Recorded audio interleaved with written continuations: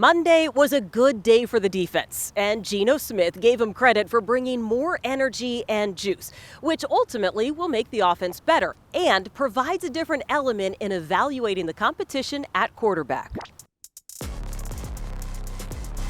Hello 12s, I'm Jen Mueller with your Seahawks Daily, and it is the biggest storyline of camp. Who starts under center week 1? It is easy to picture Geno Smith in that role because of his familiarity with the scheme and the amount of reps he's getting with the ones. I feel great. When I'm out there, I feel like I have, complete control over what I'm seeing. And, I feel like my reads and getting the ball out on time, being early, being decisive, all those things that, you want to do, I feel like I've been doing them. Geno came to Seattle in 2019 as the backup to Russell Wilson. A chance to be the regular starter for the first time since 2013 and 14 with the Jets is something he doesn't take for granted. You know what? It means everything. It really does. It's an opportunity for me, again, to continue my career, to lead the charge, to be the guy again. And, that's what you want. It's what I've been working for. I'm extremely excited, very thankful, very grateful. And, I've been working my butt off, though. I've been working. I feel as though, it's something that I deserve, and, I just have to go out there and continue to be me. Last season, Geno appeared in 4 games, starting 3 of those after the injury to Russ's hand. He threw 5 touchdown passes. He's got a leg up when it comes to being familiar with the offensive scheme and would find competition whether it was with another quarterback or not. You don't really have to compete with somebody else. The competition's with yourself. How much better can you get every single day? And I think leadership is just be yourself. Some guys are rah-rah leaders, like to talk, like to yell. Some guys are not.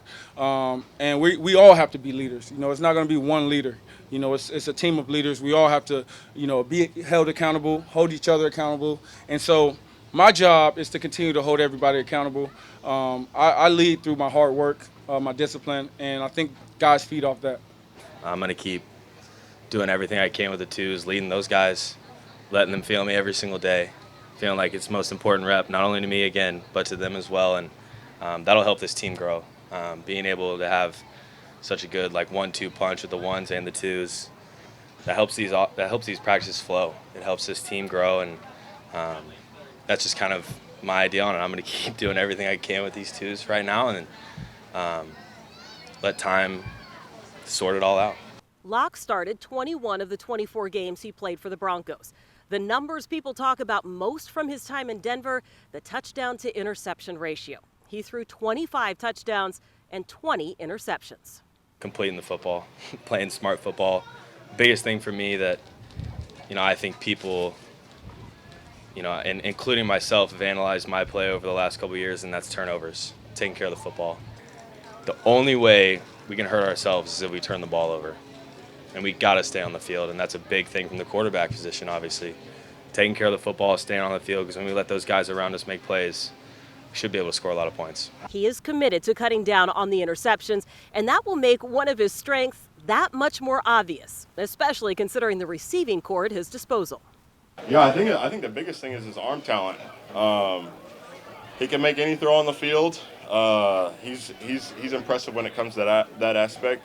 I think also there's something that's you kind of take it for granted sometimes is the way that he can extend plays. I think he's done a good job of navigating the pocket, being able to scramble, throwing on the run, things like that. So I think he does all those things well, and I think those are things that are going to stick out to people to see that, hey, he can do this really well and be excited for more.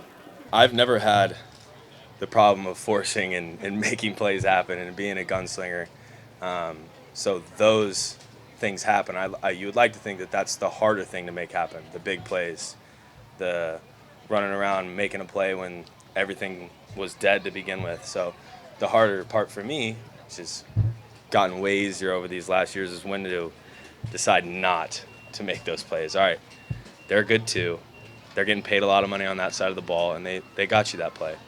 And again, that goes into being able to stay on the field. A couple more notes from Monday's practice. Jamal Adams returned after missing last Thursday. He saw a hand specialist. He was wearing a cast but made a play the very first play of practice.